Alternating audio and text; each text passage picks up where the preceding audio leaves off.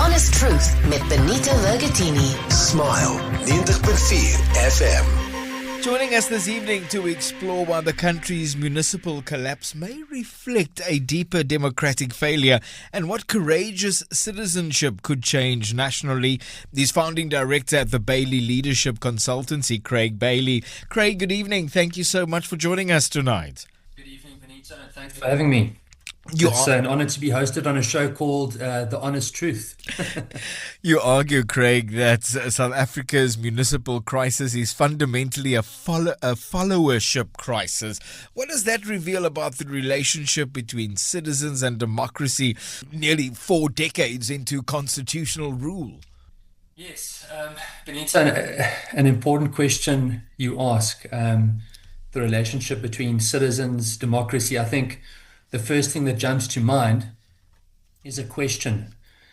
Do enough South Africans understand what democracy is? Do we as a society understand what democracy is? And I think to have a proper understanding requires an appropriate educational foundation. Now, we couldn't expect South Africans, or rather the country, to have a critical mass of citizens in 1994 who properly understood democracy, because we didn't come from a historical context that allowed that.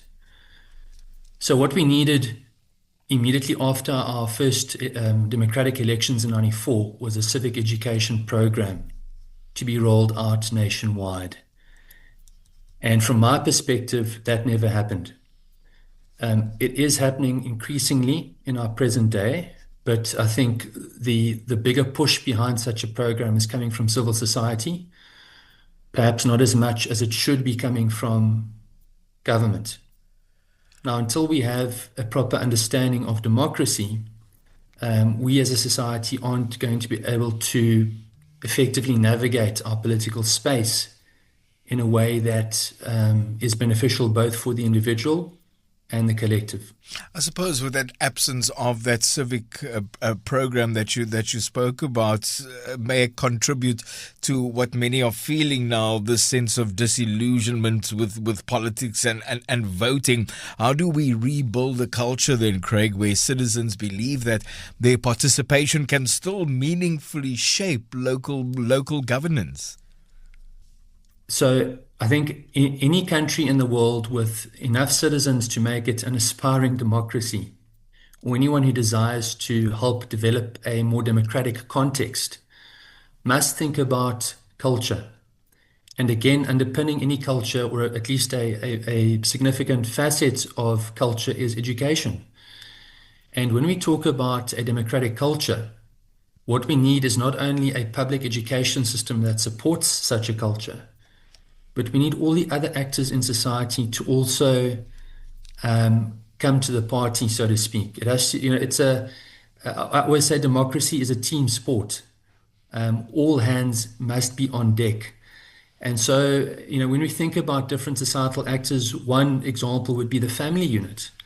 Another might be the church, which I argue could be one of the most untapped sources for the development of democracy not only in our country, but I think in several other African countries where the population happens to be majority Christian. But I just offer the church as another example of an actor that can help develop a democratic culture, because at the center of such a culture is a recognition of human dignity, firstly, and secondly, a willingness to respect human dignity.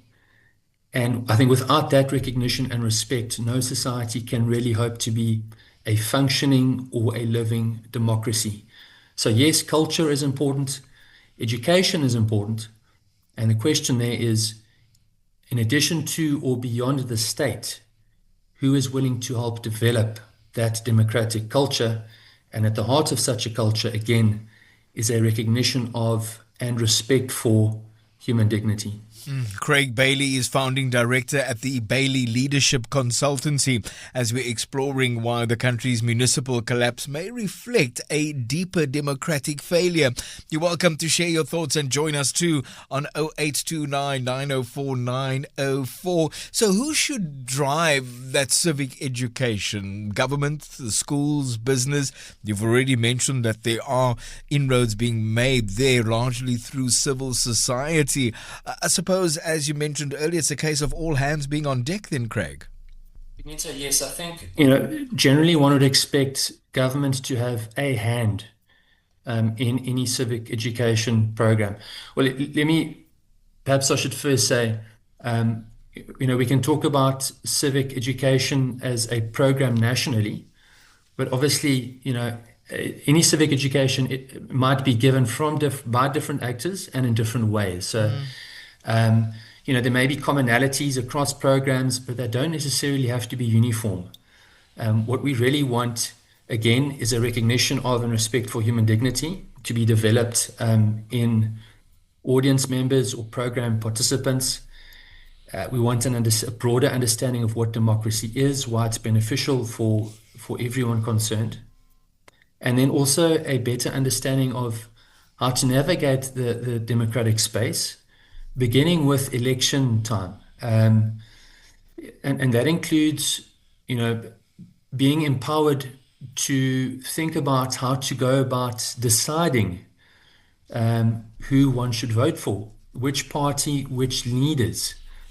And part of that ability is learning first to define good, or what I often call virtuous leadership.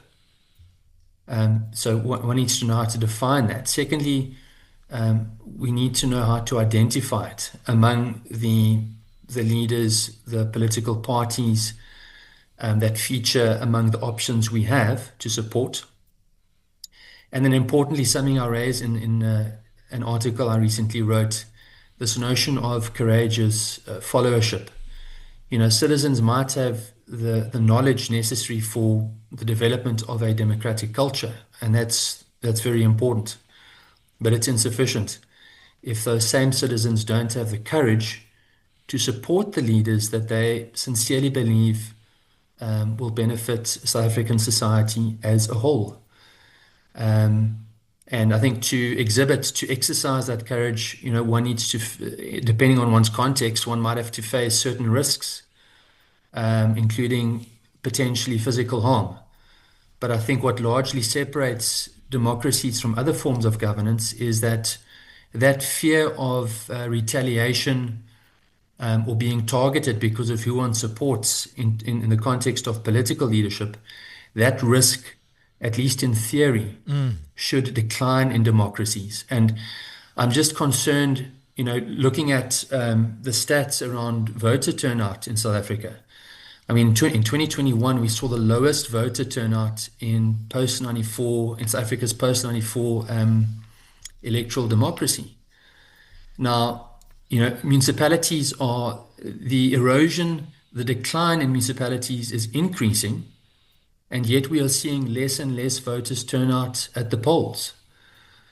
So I think key to this conversation is the question, and I think I alluded to it earlier on, as to whether we as South Africans understand the value that accompanies the opportunity to choose our leaders. And that choice has to be made collectively. The more people vote, and the more people vote for virtuous leadership, the greater our chances of success as a country. And by success, I'm simply talking about peace, I'm talking about prosperity, I'm talking about security for everyone. And I think, civic education is key to making that a reality. How would you characterize virtuous leadership, Craig? An important question. And it brings us back to this idea of being able to define good leadership. I don't think anyone should take for granted that everyone knows what that means. I've had the privilege of studying strategic leadership, at doctoral level. I didn't complete that study, but was fortunate to be exposed to some good material, some good content. And I'm still learning what good leadership looks like, both from a theoretical and a practical perspective. But I think an important starting point, and I've mentioned it earlier, it's related to, one of the fundamentals of democracy. Virtuous or good leadership is leadership, again, that recognizes human dignity, and that is then, after that, willing to behave and act, make decisions in a way that protects and advances that human dignity. That is a fundamental principle, if not the fundamental principle or defining feature of virtuous leadership. And it applies across history, across geography, and across organizational contexts. So what eligible voters in South Africa need to ask themselves is, which party exhibits that kind of leadership? Furthermore, one can be a virtuous leader. That doesn't necessarily make one a competent leader. So we also have to ask, well, do the leaders of a political party, are they competent? What is their track record? If they haven't governed at local government or national level, how else can we determine that? So there's virtuous leadership, there's competent leadership. We also have to ask about party, policy, and ideology. That doesn't play as much of a big role at local government level and during local government elections as it does in at the national level. But still a valid question to ask, because ultimately, inevitably, a party's worldview will also find expression and manifest in the local government context. So what voters need to ask is, can I see in this policy manifesto or in this party's ideology, can I see leaders recognizing and respecting human dignity? Now, I don't want to mention any party names, but there is a party, for example, where I've heard its leader talk about, killing people for the sake of the revolution. I don't think any democracy should tolerate that, or any aspiring democracy. But whether that kind of rhetoric and leadership is tolerated or not ultimately depends on the voter. And we can talk about other actors like the judiciary, etc., law enforcement. But coming back to municipalities, the erosion that we're seeing, I don't want to say nationwide, maybe in many, if not most municipalities, and I'm talking to you now from Buffalo City Metropolitan Municipality, where, by the way, irregular expenditure has now ballooned to beyond 11 billion. It just blows one's mind to think that that much money has been wasted, and yet incumbent leaders are reinforced come election time, and or voters simply stay away from the polls. Courageous followership requires that we take responsibility. Founding Director at the Bailie Leadership Consultancy, Craig Bailie, joining us this evening. Share your thoughts and join us too on 0829 904 904. One returns time and time again to that respect for human dignity, to recognize human dignity, to protect and advance human dignity. How do we build that culture of human dignity, which is so critical for an effective and participatory democracy that could lead to an improvement in governance at local level, but this within a context of such great disillusionment of real-world problems, of sewage spills, of water outages, collapsing infrastructure, Craig? Yeah. Forgive me, Benito, I've remembered what I wanted to say a moment ago before I answer that question. Municipal erosion doesn't begin in municipal council chambers, where political or governance decisions are made. It begins first and foremost in the voting booth on election day. And so every eligible citizen, I believe, is duty bound to take responsibility, vote, and also vote accordingly. But back to your question about human dignity, I think you were asking how one develops a culture that appreciates that. It's the same answer to your question about, how do we develop a democratic culture? I think for starters, we need to ask ourselves, every person must ask, but why should I recognize human dignity? Well, Do I value myself as a person? And if so, why? Why should I not extend that same value to my fellow human beings? We also need to understand, and I'm busy preparing a civic education course that I'm calling Ubuntu Democracy. And anyone who knows anything about Ubuntu will be familiar with the phrase used to define it. I am because we are. In other words, my coming into existence, my ongoing existence, how I am developed as a person, my successes, my failures, all of those things depend on community. The individual depends on the collective. And, so that there is some self-interest there. Some might call it enlightened self-interest.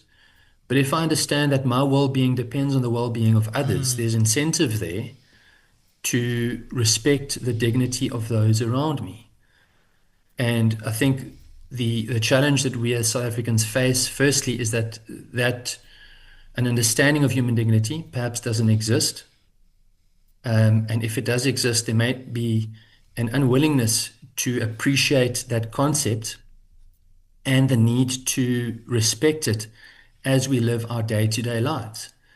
And when we have an opportunity to head to voting stations this year on the 4th of November, we, again, I believe, as human beings, are duty-bound to support those political leaders that we think will best serve human dignity at an individual and at a collective level. And this is one of the challenges of leadership, is balancing individual rights with collective well-being. But I don't think there's another governance system aside from democracy that allows leaders to balance those two things as best as they can. I don't think there's another system aside from democracy that allows them to do just that. Craig, lastly then, how do we encourage younger South Africans, particularly first-time voters, to see local government not as something distant, but as an aspect of their lives that can shape the quality of life and their economic future? Again, Benito, it comes down to education. I recently watched the Mad Max movie Furiosa. Now, there's a villain character there in the movie called Dementus. Now, we've learned from history that often leaders lacking in virtue can still give us pearls of wisdom. Now, what this character Dementus says during one of the scenes in the movie is, listen to this truth. Big shots rule only because you choose to follow. You are free to choose. And what this character was doing in that moment in this movie was educating his audience. So we need more and more people to go out into spaces, beginning with those spaces occupied by youth. And I think probably the best starting point there is high schools.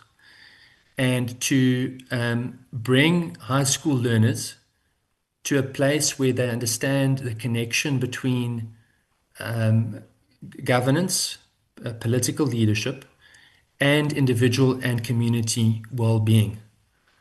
At the end of my high school years, even after I'd started studying politics at university, even then I didn't have a proper grasp or understanding of that connection.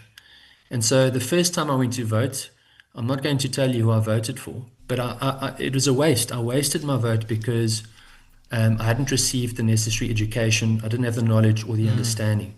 So I think that is vitally important. It's one of the things that we do at Bailie Leadership Consultancy, try and enter those spaces, engage in teaching and learning so that citizens, people are better equipped to navigate our country's political space, including as we approach the local government elections. And there are other organizations doing similar work, doing excellent work in that regard.